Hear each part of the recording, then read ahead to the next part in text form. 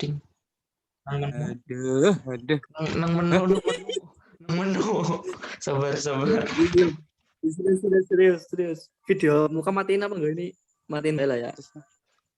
Jangan deh Buka kayaknya. Oh jangan, ya udah. Yuk, assalamualaikum warahmatullahi wabarakatuh. Saya dari kelompok 3 mau mempresentasikan Kelompok 1 di atau mau ulang diulang. Ulangin.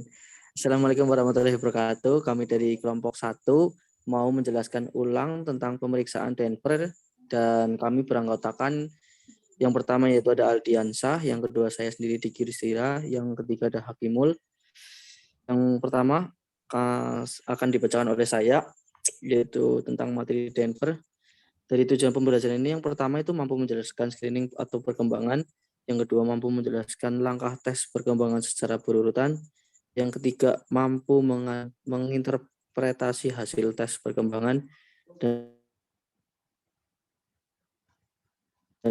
yang keempat, lalu yang kelima yaitu ada mampu menjelaskan tindak langsung pada anak dalam bermasalah perkembangan.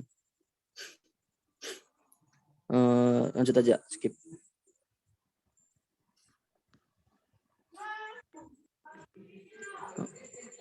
Ya, langsung saja ya. Di sini ada tingkatan untuk yang pertama ada kegunaan Denver itu memiliki tingkatan, yaitu yang pertama adalah menilai tingkat perkembangan anak sesuai dengan umurnya, menilai perkembangan anak sejak baru lahir sampai 6 tahun. Lalu yang warna hijau ini ada menjaring anak tanpa gejala, kemungkinan adanya kelainan perkembangan. Lalu yang warnanya kuning memastikan apakah anak dengan kecurigaan TDP kelainan memang tidak mengalami kelainan perkembangan. Lalu yang agak coklat ini melakukan pemantauan perkembangan anak yang beresiko atau misal dengan masalah perinatal. Lanjut Mas Hakim.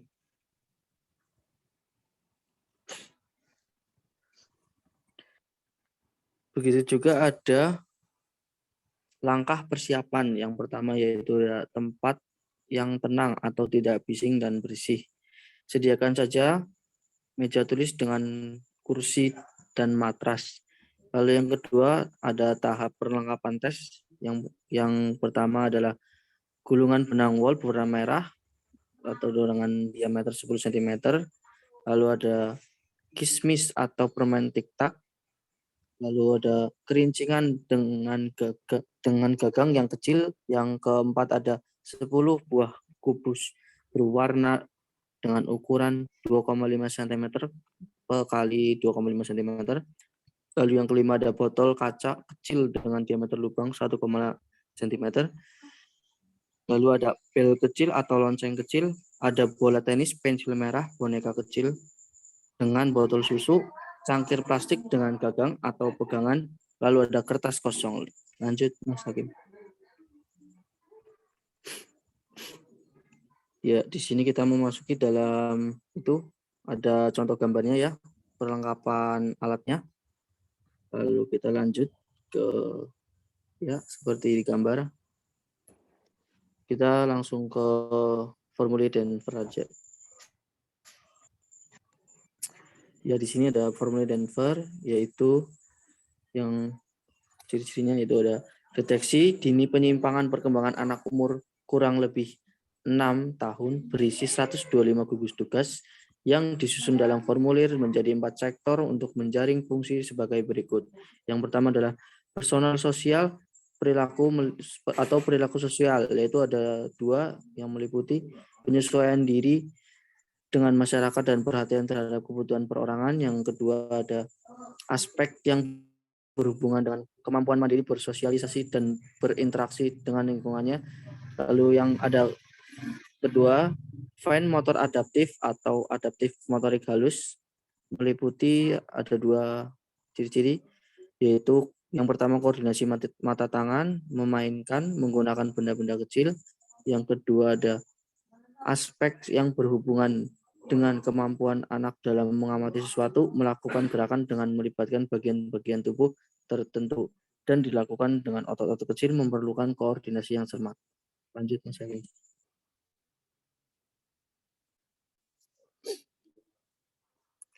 Lalu di sini juga ada language atau bahasa, aspek yang berhubungan dengan kemampuan anak dalam mendengar, mengerti dan menggunakan bahasa, serta kemampuan anak untuk memberikan respon terhadap suara, mengikuti perintah, dan berbicara spontan.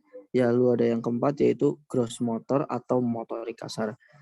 Yang pertama itu cirinya adalah aspek yang berhubungan dengan gerakan-gerakan umum otot besar, misalkan duduk, jalan, melompat, dan sikap tubuh. Lanjut.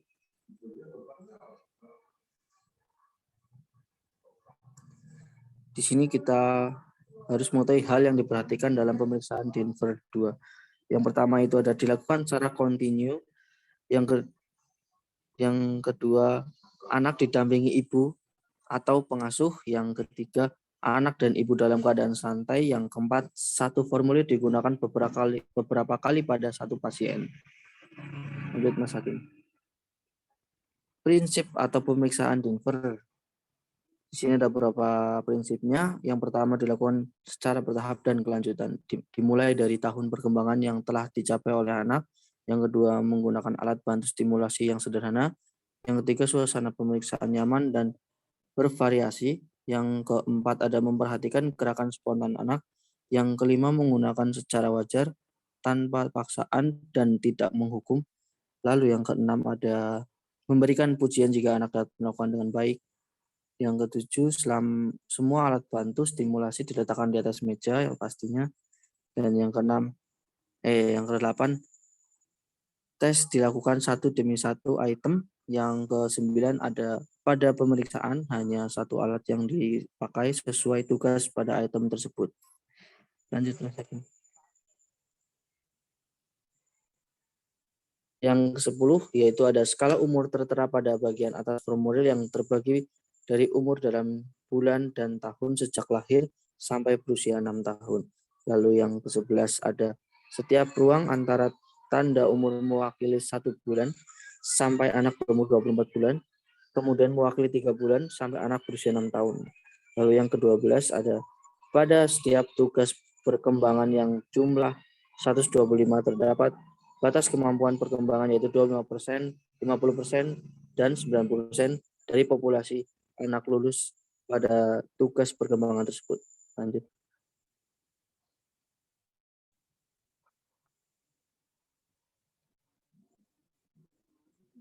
Baik, di sini ada contoh itu grafiknya.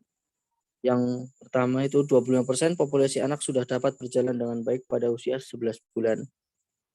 Lalu ada lagi 50% pada usia 12 sampai sepertiga bulan.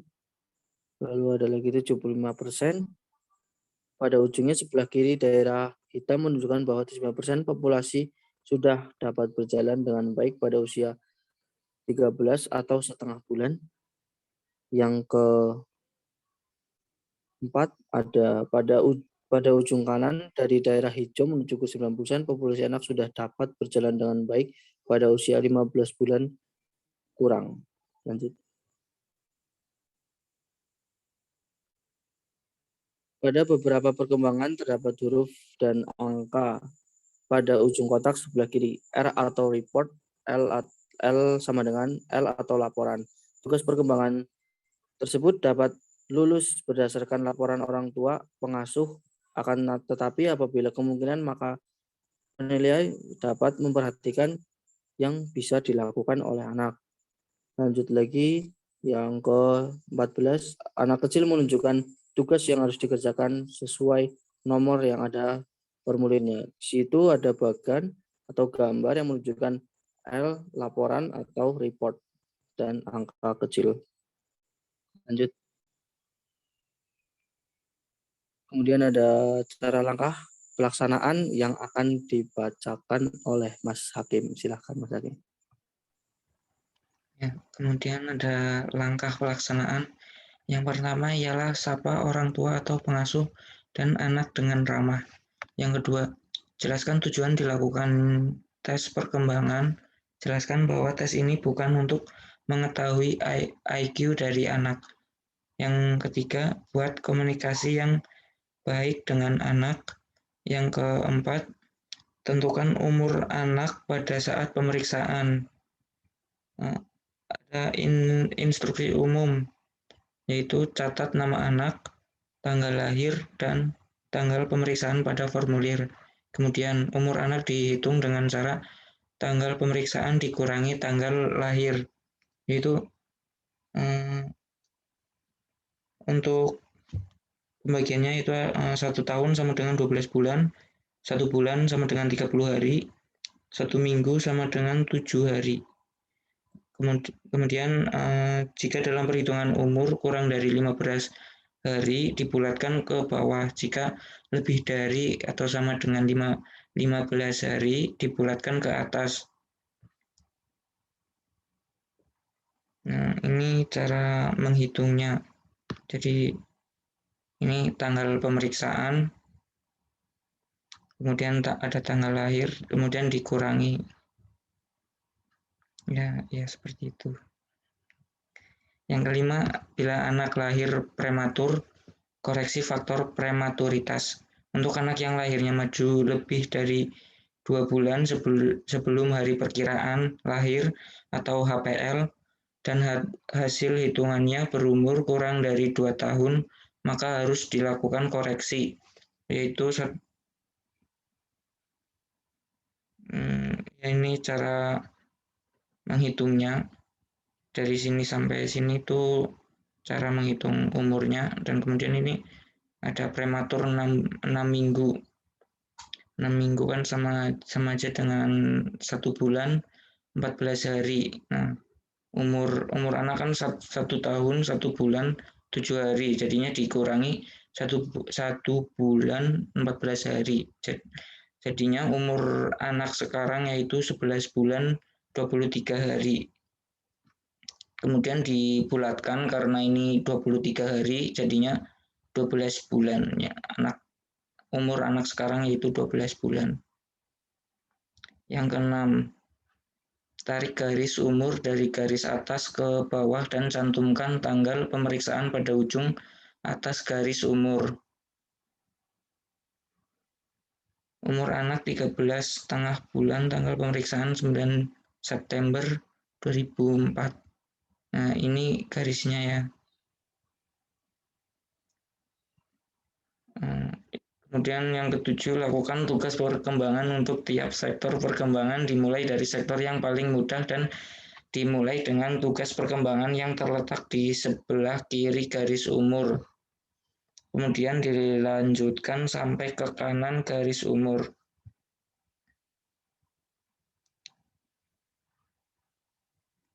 Pada tiap sektor dilakukan minimal 3 tugas perkembangan yang paling dekat di sebelah kiri garis umur, serta tiap tugas perkembangan yang ditembus garis umur.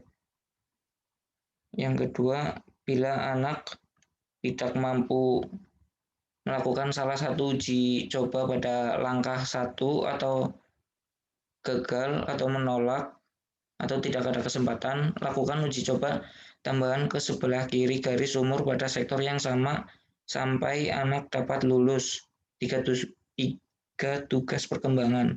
Yang ketiga, bila anak mampu melakukan salah satu tugas perkembangan pada langkah 1, lakukan tugas perkembangan tambahan ke sebelah kanan garis umur pada sektor yang sama sampai anak gagal pada 3 tugas perkembangan.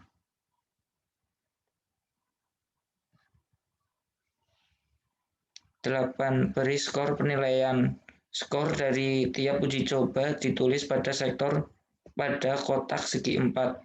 P atau pas atau lulus disimbolkan dengan L. Anak melakukan uji coba dengan baik atau ibu atau pengasuh anak memberi laporan. Anak dapat melakukannya. Kemudian ada F, yaitu fail atau gagal, disimbolkan dengan G. Anak tidak dapat melakukan uji coba dengan baik atau ibu atau pengasuh anak memberikan laporan. anak tidak dapat melakukannya dengan baik. Yang ketiga ada no atau no opportunity atau tidak ada kesempatan. Anak tidak mempunyai kesempatan untuk melakukan uji coba karena ada hambatan. Skor ini hanya boleh dipakai pada uji coba dengan tanda R atau L sama dengan laporan. Yang keempat, R, refusal atau menolak. Anak menolak untuk melakukan uji coba karena faktor sesaat, misal lelah, mengantuk, lapar, menangis, dan lain-lain. Kemudian ada interpretasi penilaian individual, penilaian lebih atau advance. Bila mana anak lulus melakukan tugas pada item di sebelah kanan garis umur. Nah, ini hasilnya ya. Jadi bagannya seperti ini, kan garis ini garis umurnya. Ini P berarti advance atau lebih atau anak lulus gitu. Yang kedua ada penilaian atau normal. Bila gagal atau menolak melakukan tugas perkembangan di sebelah kanan garis umur dikategorikan sebagai normal. Ini diagramnya. Yang kedua, demikian juga bila anak lulus, gagal, atau menolak pada tugas perkembangan di mana garis umur terletak antara persentil 25 dan 75, maka dikategorikan sebagai normal.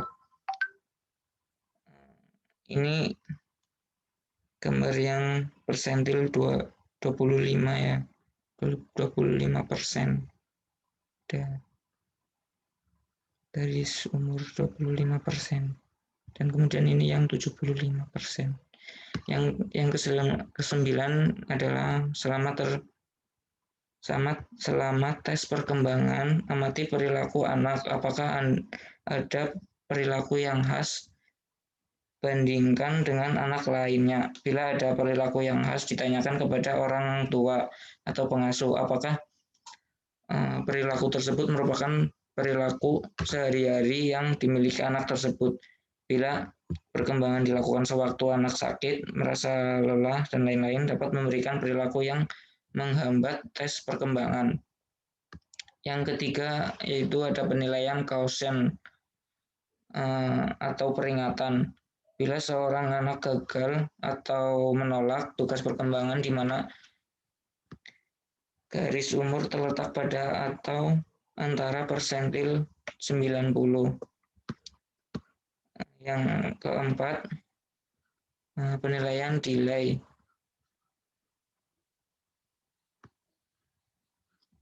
Atau terlambat. Bila seorang anak gagal atau menolak melakukan uji coba yang terletak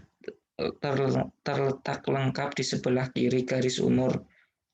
Yang kelima, penilaian no opportunity atau tidak ada kesempatan. Pada tugas perkembangan yang berdasarkan laporan, orang tua melaporkan bahwa anak tidak ada kesempatan untuk melakukan tugas perkembangan tersebut. Hasil ini tidak dimasukkan dalam mengambil kesimpulan. Kemudian akan dilanjutkan oleh Aldi.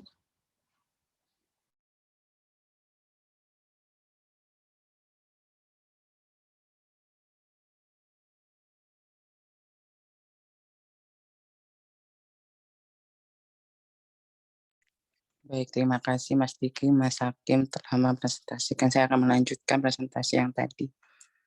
Di situ ada tes perilaku. Di situ tuh ada yang khusus ya atau tidak.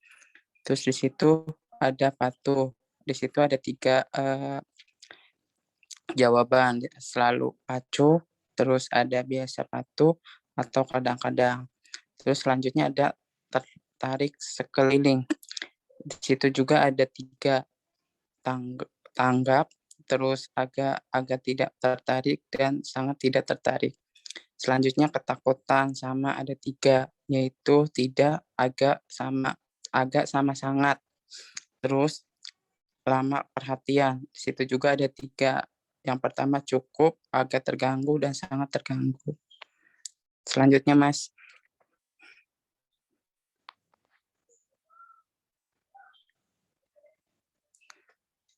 Penilaian tes secara keseluruhan. Normal. Bila tidak ada keterlambatan dan atau paling banyak terdapat satu keontion, lakukan pemeriksaan ulang pada kontrol berikutnya. Abnormal, yaitu terdapat 2 atau lebih keterlambatan, dirujuk untuk evaluasi diagnostik. Terus subseptik, bila terdapat 2 atau lebih keontion dan atau 1 atau lebih keterlambatan, lakukan tes ulang dalam 1 atau 2 minggu untuk menghitung faktor sesaat. Terus di situ unstable atau tidak dapat dites. Bila menolak pada satu item atau lebih di sebelah garis umur atau menolak lebih satu item yang ditembus garis umur pada daerah 75% sampai 90% 90%. Lakukan uji ulang dalam 1 atau 2 minggu. Selanjutnya, Mas. Pertimbangan merujuk di situ bila setelah tes ulang hasil tes masih subjektif atau tidak dapat diuji. Terus rujuk anak ke ahli tubuh kembang. Lanjut, Mas. Tindak lanjut atas screening perkembangan, yaitu suspek atau curiga ada gangguan atau norma disebabkan evaluasi untuk diagnostik, disebabkan masalah perkembangan, disebabkan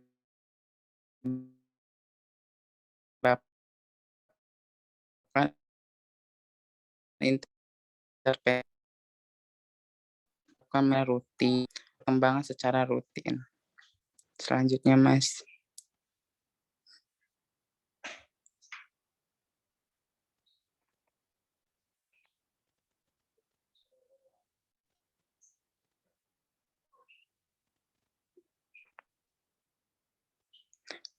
Penutup.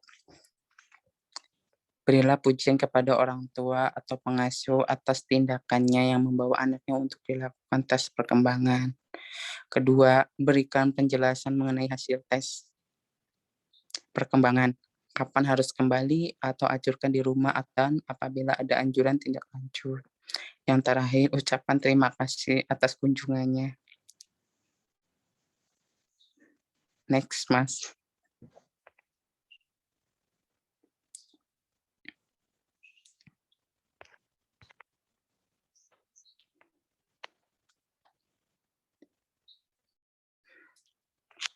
Di situ ada hitung umur AMI.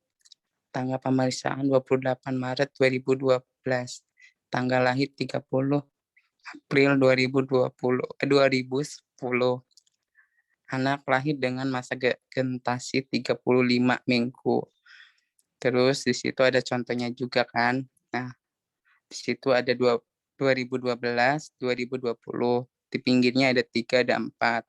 Di pinggirnya lagi ada 28, 30.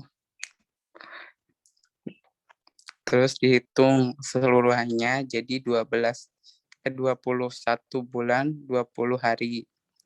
Selanjutnya, Mas.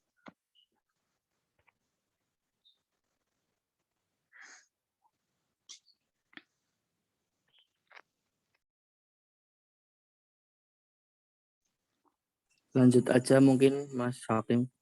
Skip. Lanjut.